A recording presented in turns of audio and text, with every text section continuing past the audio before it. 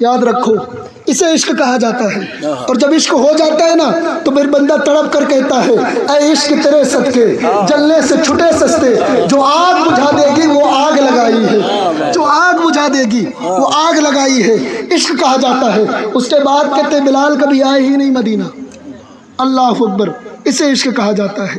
میرے بھائی انہی عاشقوں میں سے اور اولاد علی میں سے ایک شخص ہے جنہیں آقا غوث اعظم کہا جاتا ہے، اور غوث اعظم فرماتے ہیں نا کہ میرے نانا جان نے کہا کہ جو بندہ میرے قبر کی زیارت کی، منظارہ قبری وجبت لہو بشفاعتی، جس نے میرے قبر کی زیارت کی اس پر میری شفاعت واجب ہے۔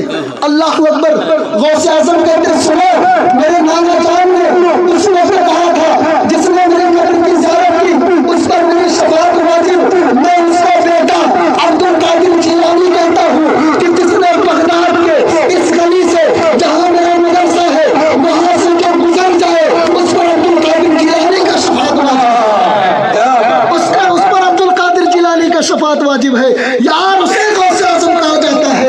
اللہ اکبر، میرے غوث کی شان بڑی شان ہے، بڑی عظمت والی بارگاہ ہے میرے غوث اعظم کی۔ ایک گانا گانے والا بندہ تھا اور بڑی اچھی آواز میں گانا گاتا تھا۔ وقت ہو گیا کیا سر؟ درود پاک پڑھیں، اللہم صلی وسلم علی سیدنا مولانا محمد بارک وسلم، صلو علیہ الصلوۃ والسلام علیک یا رسول اللہ، بس 10 منٹ، صلو علیہ الصلوۃ والسلام علیک یا رسول اللہ صلی اللہ علیہ وسلم۔ میں پریشان مت ہوں، میں حضور شیخ سعدی کا قول پڑھا بھی ہوں سنا بھی ہوں، کہتے اتنا ہی بولو جس سے دوسرے پریشان نہ ہو، اور اتنا ہی کھاؤ جس سے خود پریشان نہ ہو۔ تو میں انشاءاللہ اس پر عمل کروں گا، کوئی پریشان مت ہوں آپ، عمل کروں گا اس پر۔ کہتے ہیں گانا گانے والا بندہ ہے، گانا گاتا ہے نا، بڑی اچھی آواز ہے۔ ایک دن غوث اعظم کہیں سے اس کی آواز کو سن لیے، جب سنے نا تو اسے اپنے بارگاہ میں بلائے، کہتے بیٹے تیری آواز بڑی اچھی ہے، گانا مت گایا کر، نعت مصطفیٰ پڑھا کرنا، اللہ اور روز دے گا تیری آواز میں، نعت پڑھا کر میرے آقا کا، اللہ اور روز دے گا تیری آواز میں۔ تو اسے پیسے کا جوش تھا، کچھ بندے ہوتے ہیں نا پیسے کے سامنے پھر کسی کی کہاں سنتے ہیں، وہ کہتے ہیں مولویوں کا کام ہی ہے یہ منع کرنا، یہ مولوی جانے کیا، یہ مولوی جانے کا، ان کا تو کام ہی ہے یہی کرنا۔ میرے بھائی یاد رکھو، مولوی اگر تمہیں منع کرتا ہے نا تو اس میں ان کو تنخواہ نہیں ملتی ہے، کوئی دیتا ہے کیا منع کرنے کا؟ کوئی ایسا بندہ ہے جو مولوی اگر کسی برے کام سے منع کرے تو انہیں کچھ رقم دی جائے، انہیں کچھ پیسہ دیا جائے؟ وہ تو تیری زندگی سنوارنے کی باتیں کرتا ہے، تجھے بتاتا ہے کہ یاد رکھ یہ جو تو کام کر رہا ہے نا یہ جنتیوں کا کام نہیں بلکہ جہنم میں لے جانے والا کام ہے۔ ارے کام وہ کر کہ مچل کر کے کام وہ لے لیجیے، تم کو جو راضی کرے ٹھیک ہونا میں رضا، تم پہ کام ہو دوں۔ مولوی تو یہ بتاتا ہے تمہیں کہ کام وہ کر جس سے اللہ بھی راضی ہو، اس کا مصطفیٰ بھی راضی ہو۔ مولوی تو ہمیں یہ بتانے کے لیے آتا ہے، مولویوں کا تو کام یہ ہوتا ہے کہ وہ تمہیں بتائیں کہ دیکھ یہ کام کرے گا نا اس سے تیری قبر بھی بہتر نہیں رہے گی، تیرا حشر بھی بہتر نہیں رہے گا۔ اسی طریقے سے اس بندے کو نا پیسے کا جوش تھا، پیسے کی گرمی تھی، کہتا اچھا تو میری آواز سے، تو میرے گانے سے جلن ہو رہا ہے تجھے، اس وجہ سے منع کر رہا ہے۔ اور کس سے کہہ رہا ہے بات؟ غوث اعظم عبد القادر جیلانی کو۔ یہ بات کہہ کس کو رہا ہے؟ عبد القادر جیلانی کو۔ کہتا ہے تمہیں جلن ہے اس وجہ سے تم کہہ رہے ہو۔ بولے بیٹے مجھے کوئی جلن نہیں ہے تجھ سے، میں تو تجھے بتا رہا ہوں کہ اپنی آخرت کو بہتر کر، نعت پڑھا کرنا اسی آواز میں، نعت پڑھا کر۔ کہتا نہیں مجھے اسی کو پڑھنا ہے۔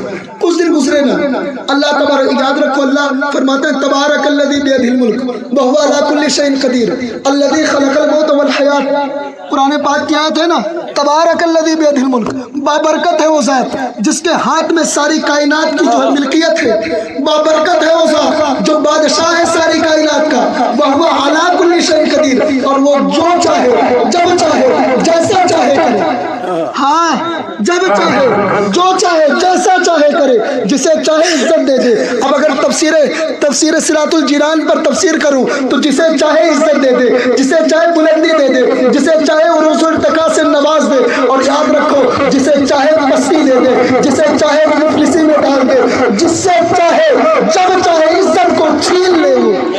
یاد رکھو بابرکت ہے وہ ذات، بلند و بالا ہے وہ ذات جسے رب کہا جاتا ہے۔ تو اللہ تبارک تعالیٰ اس کی عزت کو جب چھینا نا، کوئی پوچھنے والا نہیں ہے، اس کے آواز کی جو مٹھاس تھا وہ بھی ختم ہو چکا ہے، اس کے جو ترنم تھے بگڑ چکے ہیں، کوئی پوچھنے والا نہیں ہے بغداد میں اب اسے، کوئی پوچھنے والا نہیں۔ اب جب کوئی پوچھنے والا نہیں، دھیرے دھیرے جو پیسہ جمع کیا تھا سب ختم ہو گیا۔ اب کیا کرے؟ تو قبرستان کے کنارے لوگ گھروں سے نکالنے لگ گئے، اپنے محلوں سے نکالنے لگ گئے۔ یار غوث اعظم جس سے نگاہ موڑ لے اسے کون اپنے پاس بیٹھا لے گا؟ عبد القادر جیلانی جسے دلکار لے اسے کون ہے جو اپنا بنا لے گا؟ اور یاد رکھو جسے اپنا بنا لے اسے کون ہے جو اپنے منزلوں سے بھگا سکے گا؟ کون ہے جو اسے دھتکار سکے گا؟ جسے اپنا بنا لے۔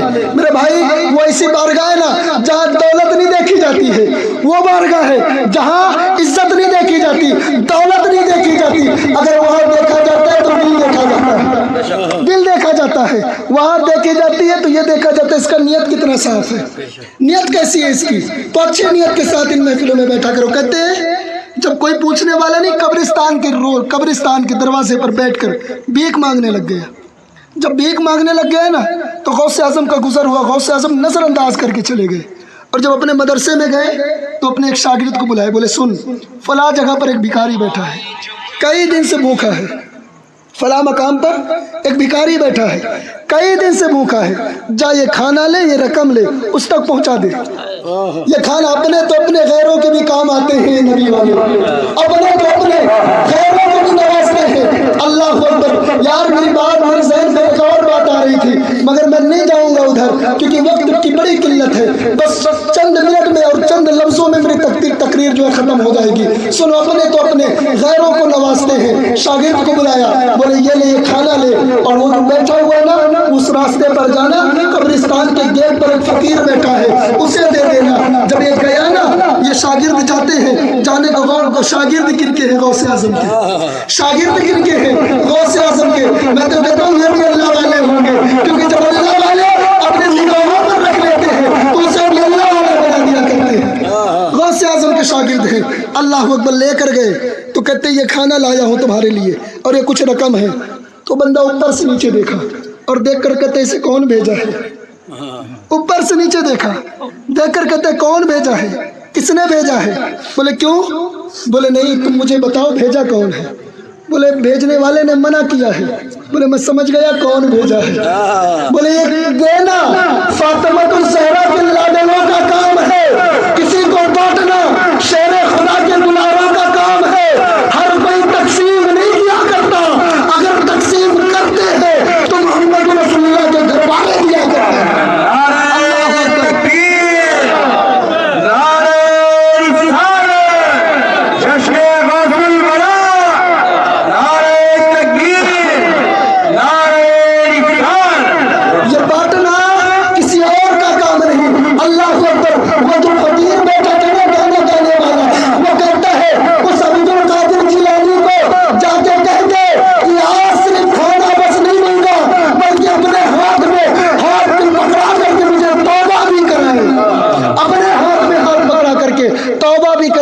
یہ شاگرد لوٹے ہیں، لوٹ کر جا کے ساری باتیں بتاتے ہیں، کہتے کھانا بھی نہیں لے رہا، رقم بھی نہیں لے رہا، کہتے بس عبد القادر جیلانی کا ہاتھ چاہیے، عبد القادر جیلانی کا ہاتھ چاہیے۔ بولے لے آؤ اسے میری بارگاہ تک، لے آؤ۔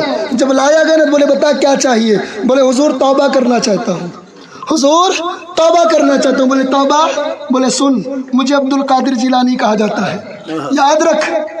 توبہ کرے گا؟ بولے ہاں۔ بولے حضور گنہگار بہت ہوں آپ تو جانتے ہیں؟ بولے ہاں جانتا ہوں۔ بولے حضور پوری زندگی گانوں پر گزاری ہے، پوری زندگی ناچ گانوں پر گزاری ہے، فحش کام کرتے ہوئے گزاری ہے، کیا میرا توبہ قبول ہو جائے گا؟ کیا میرا توبہ قبول ہو جائے گا؟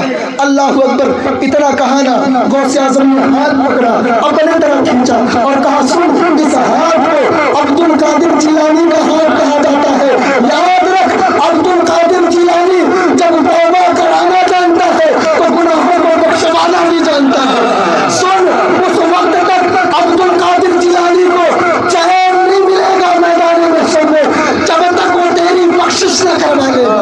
اللہ میرے بھائی اسے غوث اعظم کہا جاتا ہے، اور آج ہم ان کی محفل میں الحمدللہ अल्लाह बैठे हुए हैं, हम सब गौस के दीवाने हैं। रब कदीर की बारगाह में दुआ है, मौला कदीर हम तमाम लोगों के दिलों में हुजूर गौस आजम की मोहब्बत पैदा फरमाए। मौला हम तमाम को सच्चा कादरी बनाए, गौस आजम का सच्चा और पक्का उम्र जो है वे आशिक बनाए। गौस आजम की मोहब्बत हम तमाम लोगों के दिलों में कूट कूट करके भर दे। मौला कदीर मेरे बोलने में जो भी गलतियां हुई हो उसे माफ फरमाए। अस्तगफिरुल्लाह रब्बी मिन कुल्ली ज़ंबी व अतूबु इलैह व आखिरु दावाना अल्हम्दुलिल्लाहि रब्बिल आलमीन। खड़े हो जाएं, सलातो सलाम।